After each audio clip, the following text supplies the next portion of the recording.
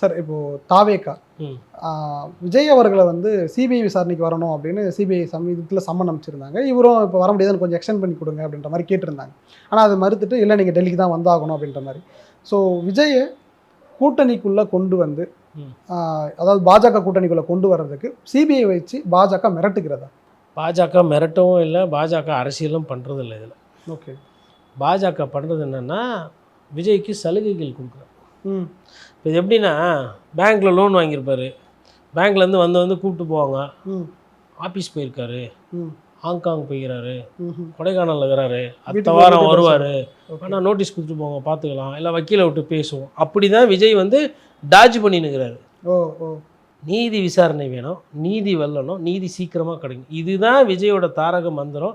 இதுதான் விஜய் அண்ணா 100 விழுக்காடு இதை நம்புகிறாருன்னா, இவர் தார்மீகமாக இவரே இவரை விசாரணைக்கு வந்து உட்படுத்தி வேகப்படுத்தணும்.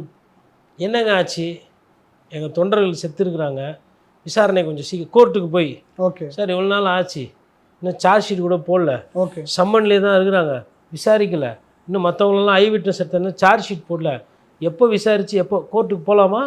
உண்மையிலே நீங்கள் நல்லவராக இருந்தீங்க, பண்பாளர், செத்தவங்களோட வருத்தத்தை நீங்கள் படுறீங்க, தாவேக நிர்வாகிகள் இறந்து போயிட்டாங்க, இல்லை தொண்டர்கள் இறந்து போயிட்டாங்க, வலி வேதனை உங்களுக்கு சத்தியமாக இருக்குமேனால் இந்த நேரம் நீங்கள் கோர்ட்டுக்கு போயிட்டு விசாரணை தாமதமாக போதும் போகலாமா?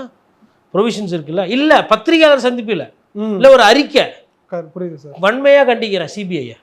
நான் வந்து உண்மையில் சத்தியமாக சொல்கிறேன், நான் பிஜேபி எதிர்ப்புக்காரன், நான் வன்மையாக கண்டிக்கிறேன் சிபிஐயை.